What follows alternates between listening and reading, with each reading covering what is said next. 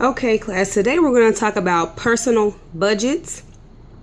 Okay, we're getting a part of the lesson here where it's getting more to where you understand if you were to have a family and you were to create a budget and living off a certain fixed amount. All right, so before we get started, we're going to talk about a few vocabulary words here. The first word is a budget. And a budget is a plan to help you reach your financial goals. And it's always important to set a budget for yourself. Okay, so you won't go over that amount. All right.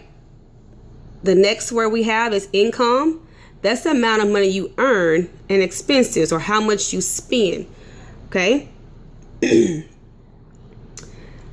Next, we have planned savings, which are expenses that include college, retirement, emergencies, and taxes.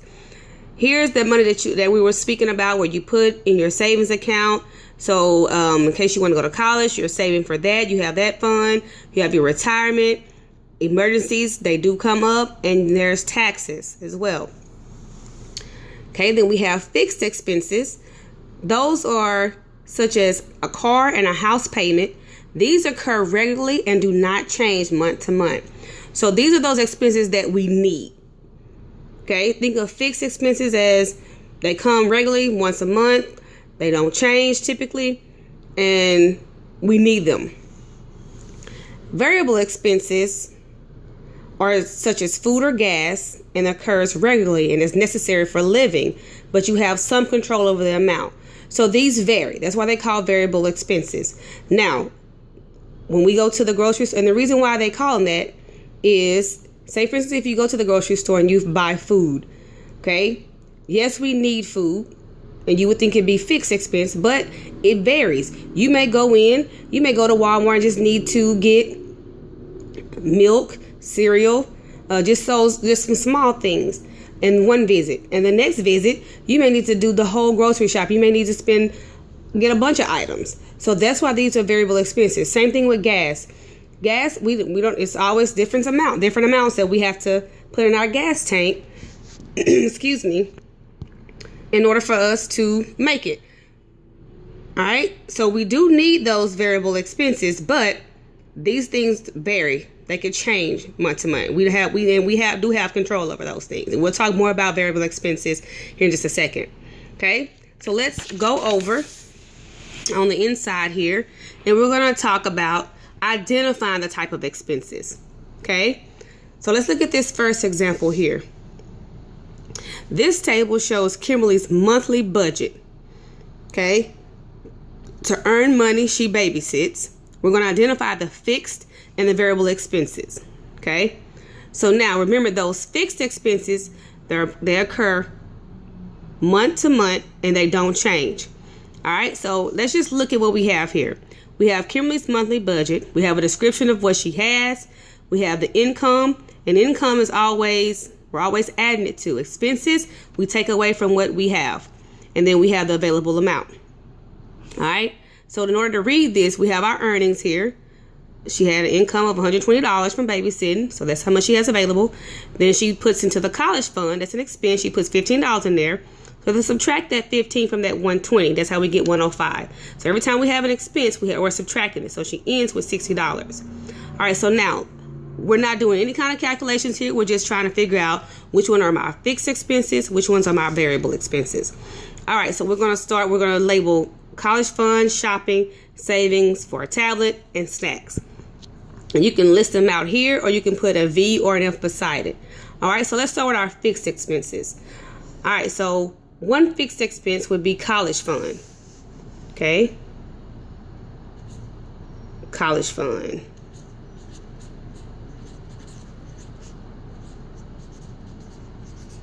Okay. So we're going to check that one off. All right. One variable expense, okay, would be either shopping, savings for a tablet, or snacks. Okay, and I'm going to say shopping would be a variable expense because that's entertainment. Okay, So what I want you to do with your partner, I want you to take savings for a tablet and snacks and put them where they go. Okay, so what you and your partner should have come up with is the savings for a tablet would be a fixed expense, okay? And the snacks would be a variable expense, okay? So anything that you want leisurely, those wants are typically the variable expenses, okay? So now let's look at a different scenario here. This table shows Mr. Lewis's monthly budget. We're going to do the same thing here. We're going to identify the fixed and the variable expenses. So what I want you to do with your partner, I want you to go through each one of these. Okay, you have his wages here. We have his income. We have all of his expenses.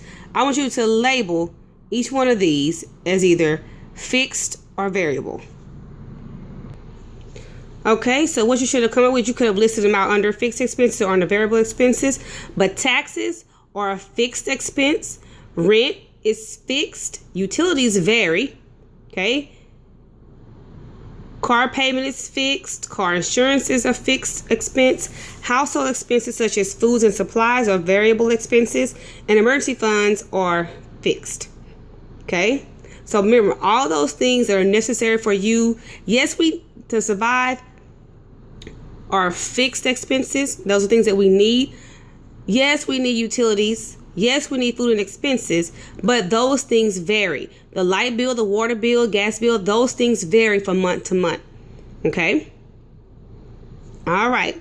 Now let's move over to family budgets.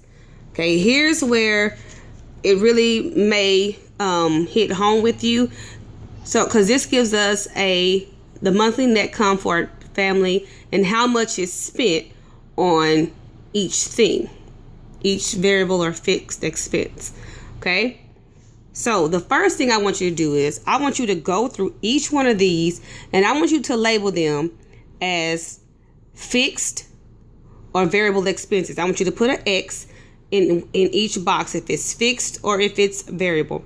I'll do the first one for you. Housing costs, that's going to be a fixed expense. Okay, so I want you to go through each one of these with your partner and fill out these two columns here, and here. And I want you to put fixed or variable for each one of these, where it goes. Okay, so here's what you and your partner should have come up with here. So out of all these things that they spend on their monthly budget on, only 3 out of all these are fixed expenses. Okay, everything else varies. It's a variable expense. All right, so now we see this is in a circle graph here, and we know that their monthly net income is $4,000. So net income, this is how much is brought home, $4,000. All right, with that being said, it shows me all of what's spent of that $4,000. It either gives me a percent of that or it actually gives me that amount. Okay, so we know when we're dealing with a circle graph, we have to set up a percent proportion. So we know that we're going to have to use this here.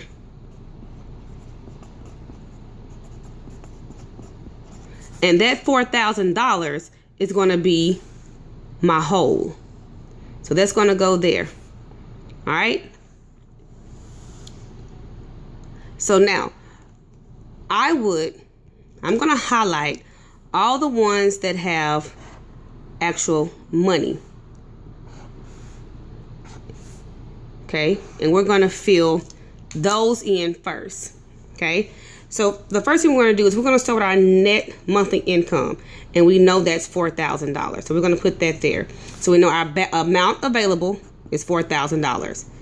Okay, so we're going to see at the end how much is left, if any, of this $4,000 after they take out the fixed and the variable expenses. Okay. All right, so we're going to fill in for transportation. They spend $400. So we're going to put that here. We're going to fill in what all's there. Okay. All right. For housing cost, they spend $1,400. So we're going to put that here. Okay. All right.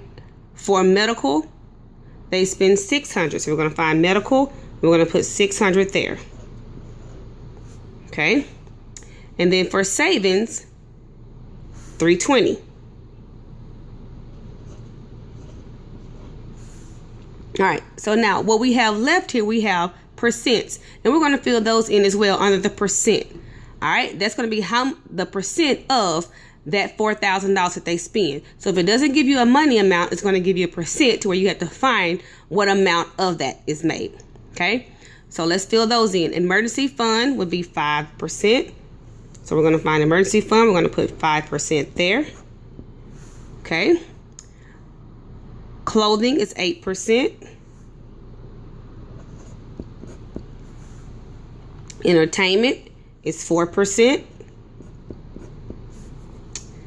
Okay, we have food at 15%. Okay, let's make sure we have every line. We have something on every line. So now what we're missing the percent here. We're missing the money amount there. Here, missing the percent there. So I'm just going to highlight everything that's missing because we're going to fill that in. Okay. Now I'm going to do the first one with you, and then I want you to do the rest with your partner, and you may want to get your whiteboards out so that you can do your calculations. All right. So here it's giving us the amount. So this is the part of this $4,000 that they're going to spend on housing costs. So on your whiteboard, you would use the percent proportion. So it doesn't give me the percent because I'm looking for my percent. So an X goes there. This is my part. And we already established that my whole was this $4,000. So we're going to put that there. Okay. So now we will cross multiply and divide. And when we do that, we will get 35%. So 35% of their net monthly income is spent on housing. Okay. So now, if this amount is spent on housing, we got to subtract that from that $4,000. So when we subtract $1,400 from $4,000, we get $2,600. So now this is the available amount that we're working with that we need to deduct all these from. We'll do one more with you, and then I want you to do we're gonna do one at a time with your partner. Okay, so food. This time we're missing the amount and it's giving us a percent. So on your whiteboard, what you would put is, it gives us the percent, which is 15. We don't know this, but we know our whole. Okay, so we will cross multiply and divide by 100. When we do that, we would get that we would spend $600 on food. So now we will need to subtract this from the $2,600, so we'd be left with $2,000. Okay, so now I'm going to give you an opportunity to do savings with your partner, along with the entertainment, clothing, medical, transportation, emergency fund. And I want you each time to make sure you set up your proportion and put the available amount. Okay. Okay, so what I did here, I went through here, and this is how you should have set it up for each one of them. For savings, it was giving us 320. We set up the percent proportion. We would come with 8% here, which would have been the missing thing under here. You subtract that 320 from 2,000, you get 1,680. Okay, you're giving 4% here. You're trying to figure out the dollar amount. Subtract that from that, you get 1,520. And here's how it should have looked from the others. Okay, so after all of their expenses, they zeroed out. Okay, all right, and that's how you do a family budget.